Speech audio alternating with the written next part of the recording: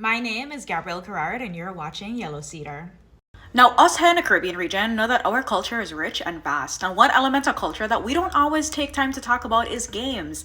Yes, the games we played as children, the games that we've come to know as adults, and how engaging in these games, teaching our kids these games, talking about these games, is just another element of cultural preservation that all of us have the power to engage in. And as all things change, we know that our game culture has consistently changed through the millennium. One example of this is if you look over on the island of St. Croix in Salt River, in 1923, archaeologists uncovered the only ball court that was found from the indigenous people where they actually played ceremonial ball games, similar to the handball game that we know here in the Caribbean, except you don't use your hands and you can't use your legs. You have to use like your hips, your shoulders, your head to get the ball to the part of the court that would get your team the point.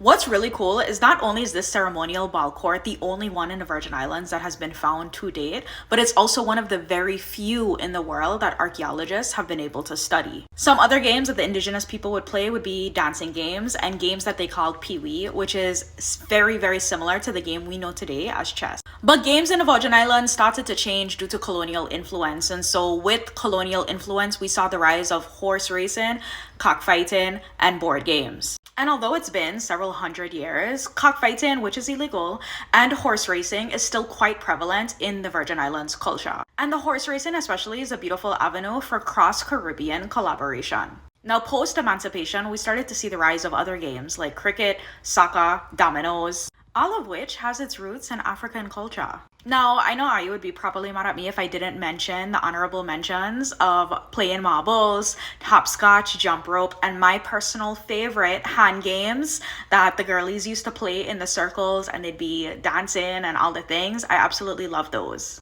What are some games that I missed? Because I'm sure I did. And what were your favorite Virgin Islands or Caribbean games to play as children? My name is Gabrielle Querrard, and you're watching Yellow Cedar. My name is Gabrielle Querrard, and you're watching Yellow Cedar.